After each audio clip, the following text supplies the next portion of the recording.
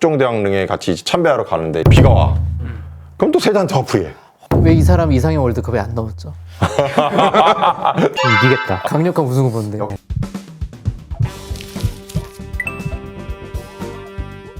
안녕하세요. 멘탈 탄탄입니다. 오늘은 이제 역사 인물을 역사적 인물의 정신. 심리 캐릭터를 분석하는 거죠, 사실. 이분은 이제 논문으로도 실제로 나왔죠. 그리고 영화로도 많이 나왔고 자세한 사료가 또 있어요. 그 한중록이라고 해서. 사도세자요? 그렇죠. 난 오늘 그냥 들으러 왔거든요. 저도 배우는 마음. 이번엔 사도세자에 대해서 한번 리뷰를 해보려고 합니다. 이 사도세자는 뭐 다 아실 거예요. 영조의 아들, 정조의 아버지, 정조의 그쵸? 아버지, 그쵸. 그렇죠. 아버지에 의해 죽은 비운의 세자예요. 그냥 왕자도 아니고 세자야, 세자. 왕위를 이어받아야 할 때뿐이 뒤주에서 굶어 죽었어. 외아들인데 그렇지. 친아버지가 죽인 거잖아요. 그렇죠. 전 세계적인 역사적으로도 외아들을 친아버지가 죽인 거는 없다고 하더라고요, 이게. 인조가 그 소원세자를 뭐 죽였다. 독살설이 있긴 해요. 근데 그건 독살설이고 뭐 강력히 의심은 되지만 이거는 사료가 나오니까 실록에도 나오는 거라서 이건 왜 그럼 이런 일이 일어났나 어떤 상황이었는지를 좀 보면은 정식화적으로 우리가 할 얘기들이 좀 있습니다. 한번 얘기해 주세요. 사도세자랑 영조의 좀 관계를 먼저 좀 알아야 될 필요가 있어요. 뭐 다들 아시다시피 사도세자가 노론이랑 뭐 정쟁 때문에 죽었다 그런 얘기도 있는데 사실 실록에 있는 바로는 실제로는 사도세자가 광증 소위 말하는 이제 정신병이 있었다고 해요. 실제로 뭐 논문이나 그 한중록이나 이런 걸 저희가 봐도 양극성 장애 내지는 사이코시스로 의심되는 게 있습니다. 환청도 있었고 망상도 있었고 뭐 심지어 궁녀랑 뭐 궁인들을 죽여요. 그럼 굉장히 막 불안해하면서 의대증이라고 해가지고 옷을 못 입습니다. 그러게요. 옷을 입으면 막 다 찢어버려. 굉장히 공포스러워하고 막 너무 힘들어요. 정신병이 굉장히 심해지면서 야 이건 이제 세자로 못 삼겠다. 그러면서 결국 영조가 결단을 내린 건데 근데 사실 이렇게 된 까닭에는 또 이유가 있습니다. 뭐 어릴 때부터 그랬던 건 아니에요? 아니요. 어릴 때부터는 사도세자가 굉장히 영특했다고 실록에서는 또 정해져 나옵니다. 근데 이제 왜 그런 상황이 있었느냐 이걸 좀 알아보면은 영조가 40살 넘어가지고 사도세자를 얻었어요. 당시 40세. 그러니까 할아버지 수준이야. 조선시대 때 한 48세? 이 정도면 이제 거의 평균 수명이거든요. 그쵸. 심지어 영조뿐 아니라 그 와이프인 이제 영빈이 씨도 40세였어요. 그때는 뭐 10대 후반, 20대 초반이면 뭐 다 결혼하고 애 있고. 완전 늦둥이네요. 완전 늦둥인데 외아들이야. 그리고 7년 전에 이미 영조의 첫 아들인 효장세자가 돌아가신 상태였어요. 그럼 엄청 예뻐했을 것 같은데? 돌이 지나자마자 바로 왕세자로 책봉해버려요. 그리고 이제 영빈 이씨 소생이니까 빈이란 말이야. 바로 이제 중궁에 아들로 입적을 시켜버려. 그러니까 이제 정통성을 딱 주는 거지. 엄마를 바꾸는 거예요? 그렇지. 엄마를 바꾼 거야. 그래서 이제 영화 같은 데서 나오는 게 어렸을 때부터 영특해가지고 뭐가 사치고 뭐가 사치가 아니냐 하니까 비단을 딱 가리키면서 이건 사치다. 그리고 속에 이제 무명을 보면서 이건 사치가 아니다. 그러니까 뭐 영조가 그냥 이제 막 난리 난 거야. 야, 내 아들이 이 정도야. 니네 이제 봤냐? 막 이러면서. 그러니까 얼마나 그냥 영조가 그냥 신났겠어요. 오죽 이제 영조가 신났으면은 자기가 책을 필사합니다. 왕이 직접 그 바쁜 왕이 잠자는 시간 아껴서 지 아들 보라고 필사를 해요. 책을. 좀 불길한 예감이 드는데 너무 기대도 큰 거야? 그치. 기대가 큰 거야. 부담이 엄청 되겠죠. 외아들인데. 근데 그 사도세자는 또 엄마의 품이 가득 필요한 때인데 엄마랑 또 떨어져서 지내요. 왜? 너는 중전의 자식이니까 영빈 씨 자식이 아니니까 정통성을 위해서 힘을 실어주려고. 그렇지. 영빈 씨랑 떨어져서 제왕 교육을 시켜요. 그러면서 이제 상궁이랑 이런 팀이 모시게 되는 거지. VIP 팀들이. 어릴 때부터. 그러니까 이제 안정적인 애착이 좀 안 되겠죠, 아무래도. 영화에서 이제 사도세자가 이제 가래를 올려요. 그 해경홍 씨가 이제 들어오는데 이제 불안하잖아. 어린 나이에 이제 가래를 올리니까 한 10살 때쯤이니까. 근데 이제 빈궁을 막 위로해주면서 우리 아버지가 얼마나 대단한 분인 줄 아냐? 막 자랑을 해요, 빈궁 앞에서. 우리 아버지가 정말 공부로 이길 사람이 없다. 근데 그럼 우리 아버지도 너를 좋아할 거야. 이러면서 그 빈궁을 안심시켜주면서 결혼 선물로 청나라 황제가 강아지를 보내줍니다. 강아지를 딱 빈궁한테 들고 있어 한 다음에 그림을 막 그려줘. 맞아, 그리잖아. 그 얼마나 참 되게 따뜻하잖아요. 빈궁 입장에서는 막 그 남편 될 사람이 그림도 그려주고 하니까. 똑같은 어린애들인데 사실. 마음씨가 참 따뜻한데 그걸 영조가 보니까 못마땅한 거야. 왜요? 공부 안 한다고. 잡기를 하고 있는 거야. 영조가 보기에는. 엄청 더 빡센데요? 이 사람이 그 살아남기 위해서 굉장히 열심히 공부한 사람이기 때문에 굉장히 빡센 사람입니다. 그래서 영조는 제가 봤을 때는 OCPD에 가까워요. 강박적 성격 장애에 좀 가까워요. 완벽주의적 성향.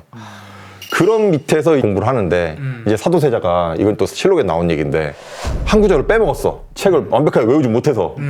그랬더니 영조가 야 씨, 내가 이걸 필사를 한 건 책인데 어찌 이걸 못 외우냐 하면서 그 신하들 앞에서 야 그거를 못 외워? 막 이러면서 깐 거야. 대신들 다 있는데. 어린 나이인 거죠. 어린 나이에요. 자존감이 막 떨어질 것 같은데. 뭐 양육 과정에서 영주의 엄격한 성향, 공격적인 성향이 좀 사도세자의 자존감을 계속 떨어뜨려서 이게 결국 좀 우울감을 좀 오게 하지 않았나. 나의 자존감이 좀 떨어지면 쉽게 우울감이 올 수 있잖아요. 그래서 영조는 이제 이만큼 완벽한 후계자를 원했는데 사도세자는 잘해도 욕인 거야. 이 갭을 못 좁힌 거지 이제. 용조가 강박적이기도 한데 좀 나르시스틱한 게 같이 있는 것 같네요. 물론. 나르시스틱하면 되게 자녀를 봤을 때 내가 되게 뛰어나니까 너도 되게 뛰어나야 된다는 생각이 있었는데 뛰어나지 않으면 되게 막 비난하거나 맞아요. 이건 내 아들이 아니다 이런 식으로 막 배척을 할 수가 있어요. 같아요. 거기서부터 슬슬 엇나가기 시작했는데 이제 15살 때부터 사료에서는 양위 파동이라는 게 있었어요. 양위 파동이 뭐냐? 조선시대는 유교잖아. 수틀리면 이제 왕이 나 이제 왕 못하겠어. 양위를 할 거야. 이래. 그러면 이제 신하들이 통촉하여 주시옵소서. 어떻게 그러십니까? 통촉하여 주시옵소서 이렇게 하는 거야. 왜? 완전 답정너인데요? 그쵸, 답정너지. 왜냐면은 신하들이 아유 그러세요. 그럼 고생하셨습니다. 그럼 들어가세요. 이러면은 신하들은 만고의 불충한 놈들이 되는 거야. 조숙기 역적인 그러니까 신하들은 무조건 이제 바치칸에 무조건 안 됩니다. 전하 이렇게 해야 되는. 하나의 어떤 쇼네요, 쇼. 쇼죠. 정치적 쇼죠. 그럼 양이라면 그동안은 세자가 일을 하는 거야? 아니지. 그때 세자도 그냥 무릎 꿇고 이렇게 있는 거지. 아, 자기 못 받겠다고. 못 받겠다고 그냥. 신하랑 똑같은 입장이구나. 거의 제일 앞에서 그냥 제일 개고생하지. 신하들 다 집에 가도 걔는 혼자 있어야 돼. 정쟁을 이용해서 세자만 계속 고생을 하는 거네. 사도세자가 그것 때문에 무지 고생했습니다. 결국 이제 대리청정을 하자. 근데 이미 사도세자도 이게 자신을 위한 게 아니라 영조 약간 쇼라는 걸 알고 있어요. 영화에서는 이제 나오는 게 첫날에 딱 이제 영조를 이제 모시러 사도세자 가는데 자식이 잘해야 애비가 산다. 막 이러면서 부담을 이제 팍 주면서 딱 이제 관을 이렇게 딱 만져줘 이렇게. 처음부터 막 복장부터 일단. 그래가지고 막 결정을 뭐 어떻게 하는데 첫날은 그래 가만히 있어요. 둘째 날에 이제 사도세자가 뭔가 결정한 거에서 노론이 이제 꿍시렁 되니까 영조도 좀 그런 거야. 왜냐면 노론이 자기 권력에 충실한 이제 뒷배니까. 예, 그래서 둘째 날에 너 뭐 복장이 왜 이러냐. 너 복장 똑바로 해야지. 막 이러면서 지적하고 딱 대리청정이자 세자가 이제 뭔 말 한마디 하려고 하니까 뒤에서 잠깐 스톱. 야, 네가 국방에 대해서 뭘 알아? 이러면서 뒤집어 엎어버린 거야. 이제 그 다음 안건에 대해서 어떡할까요? 하니까 야, 그걸 또 왜 나한테 묻냐? 이러는 거야, 이제. 아, 이거 제일 싫은 거 있잖아. 그게 심리가 뭘까요? 그 영조의 심리가? 영조가 그냥 세자에게 자기의 어떤 주도권을 놓지 않는 거면서 동시에 본인은 세자를 좀 테스트하고 싶었던 것도 있는 것 같아요. 근데 거기에 사도세자는 자꾸 위축이 되는 거지. 자기애적인 사람들이 자존감이 낮아서 자꾸 남을 까면서 자기가 올라가려고 하잖아요. 좀 있을 수 있어요. 그래서 대놓고 세자를 까면서 자기가 이제 뛰어난 권력을. 걸 보이려고 하는 게 아닌가 싶기도 그런 하고 부분도 있어요. 두 맞아요. 번째로는 지금 좀 폐기된 이론이긴 하지만 이제 스키조 발생 중에 이제 더블 메시지가 있잖아요. 그쵸. 이거 이러지도 말라 그러고 저러지도 말라 그러고 하니까 애들 막 어느 장단에 춤을 춰야 될지 모르겠고. 정말 더블 메시지가 아이들한테 너무 큰 스트레스를 주잖아요. 세자가 잘할 수 없는 게 어릴 때부터 계속 수치심을 주고 까는데 진짜 그냥 퍼포먼스 엔자이티가 생길 것 같거든요. 그쵸. 아버지 앞에서만 가면 안 되는 거야 이게. 맞아. 뭘 해도 칭찬을 해주고 잘했다 뭐 이래야 되는데 계속 대놓고 신하들 앞에서 망신을 주고 수치심을 주는데 뭐만 해도 좀 불안하고 좀 그렇지 않겠어요? 그렇긴 해. 막 매듭 가지고 뭐라 하잖아요. 그러니까. 너 밑보이면 안 된다? 근데 신하들 앞에서 공개적으로 까. 그건 정말 앞뒤가 안 맞는 거. 본인도 이게 컨트롤 안 되는 거다. 본인이 컨트롤 안 되는 걸 다 세자한테 투사하는 것 같아요. 세자가 나중에 이제 뭐 숙종대왕릉에 같이 참배하러 가는데 숙종대왕이면 영조의 아버님이죠. 비가 와. 그럼 또 세자한테 화풀이해. 완전 투사네요. 야, 호남에 와야 돼. 비가 왜 여기 오냐? 네가 거짓말로 시를 써주니까 이런 거 아니야? 너 인마 집에 가. 이러고. 힘들다. 그게 실록에 있대요, 실제로. 날씨가 나빴는데 세자가 덕이 없어 그랬다고 실록에 써 있어요. 왜 이 사람 이상형 월드컵에 안 넣었죠? 다음에 넣어야겠는데. 이 헐크랑 채치수 뭐야, 비슷하게 생긴 사람 고르는 거예요. 이기겠다. 강력한 우승 후보인데. 대왕 대비가 있었는데 그 대왕 대비는 사도세자를 지켜준 분이에요. 근데 이 대왕대비랑 이제 후궁 문제로 영조랑 한번 붙었더니 대왕대비가 영조를 왕이 된 걸 승인해준 분이거든요. 왕실의 어른으로서. 근데 이제 영조가 대비한테 이런 왕노릇 못해요 하면서 이제 다른 궁으로 가버려, 별궁으로. 또 이제 왕노릇 못한다고 한 건 어떻게 보면 양이잖아. 그 추운 겨울에 세자가 또 엎드려가 또 밀어. 근데 또 대비도 깡이 있으셔가지고 아예 곡기를 끊어버려. 식사를 안 하시는 거예요? 그러니까 대비는 식사 안 하시고 왕은 별궁 가 있고 세자는 눈이 내리는데 그냥 이러고 있고. 중간에 엄하게 새우도 터지고 있네요. 동네북이다 진짜. 그래서 결국에는 대비가 윤허를 거두는데 거두고 바로 돌아가셔요. 그래서 이제 세자는 유일하게 자기 편을 들어주던 왕실의 우더른이 돌아가시는데 초상 앞에서 영조랑 같이 장례를 치르는데 영조가 또 사도세자 탓을 해요. 또 네가 나서가지고 그냥 전교 하교를 그냥 거두냐고 하냐, 네가 그냥 가만히 있어 왕 되는 건데, 이런 식으로 또 세자 탓을 해. 야, 그거였다. 거기서 이제 사도세자가 이제 빡 한 거지. 끊긴 거구나. 영조한테 이제 개기기 시작해요. 거기서부터. 반대하고 반항하기 시작을 이제 하고. 약간 일종의 벤틸레이션이자 이제 액팅하우스 시작하는 거죠. 나가 돌고 거의 뭐 불교나 무속신앙하는 사람들 어울리면서 대비의 이제 혼을 이제 위로하느라고 막 북도 치고. 일부러 반항이라기보다는 이 답답한 궁에서 어쩔 수 없이 자기가 할 수 있는 스트레스 해소 방법이었지 않았을까? 그나마. 그럴 수 있어요. 너무 미칠 것 같으니까. 논문이 있어요. 아산 선생님들이 쓰신 논문인데 와산 정신과에서 나온 논문이에요. 사도세자에 대한 정신의학적 고찰이라는 논문이 있거든요. 예. 정한 선생님이랑 김창현 선생님이 쓰신 논문인데 선생님들이 예, 정신과 선생님이 쓰신 논문이에요. 이게 사도세자, 양극성 장애 환자인가 당쟁 희생양인가라는 부제인데 아주 재밌게 읽었거든요, 저는. 이 시기를 이제 양극성 장애, 즉 조울증이 처음 발병한, 조증이 발병한 시기로 이제 보기도 해요. 영화에서 화병처럼 묘사를 했는데 논문에서는 조증처럼 생각을 하셨더라고요. 그때부터 아예 그냥 놔버리고 문안도 안 가요, 이제. 아예 그냥 영조한테 인사도 안 가고 무덤을 만들고 거기 이제 관을 딱 놓은 다음에 거기서 이제 자기도 합니다. 영화에서는 그렇게 묘사를 하는데, 그래서 저는 무덤이랑 관이 역설적으로 이제 나만의 공간이자 좀 아지트 같잖아요. 자극으로부터 나를 보호하는 거죠. 관에서 딱 이렇게 덮고 이렇게 자면은 조용하잖아. 아무도 나를 건드리지 않고. 약간 그런 느낌으로 저는 생각을 했어요. 근데 이제 오히려 우리 사도세자는 관에서 죽지 못하고 뒤주에서 좀 죽었죠. 그리고 어떤 죽음을 상징하는 거에 자꾸 집착하는 것 자체도 일종의 자살 사고로 볼 수도 있잖아요. 그러니까 뭐 조용한 곳 다르게 만들 수도 있겠지만 하필 무덤과 간을 생각한다는 건 좀 자살 사고나 자살 위험성이 좀 있지 않을까라는 생각도 좀 의심이 되긴 해요. 논문에서 한중록에서 이제 있는 기록들을 토대로 하면은 영화에서는 이제 궁인 한 명을 이제 죽인 걸로 나오거든요, 칼로. 근데 실제로는 여러 명이더라고요. 심지어 자기가 좀 사랑했던 후궁을 죽이기도 하고. 이게 또 그러다가 또 괜찮을 때는 괜찮으셨다. 뭐 후회할 때 후회하셨다. 이런 묘사들도 있는 거 보면은 에피소드예요. 단편이 있고 괜찮아지고, 단편이 있고 괜찮아지고. 우린 그럼 이제 생각이 들잖아요. 이거는 에피소드다.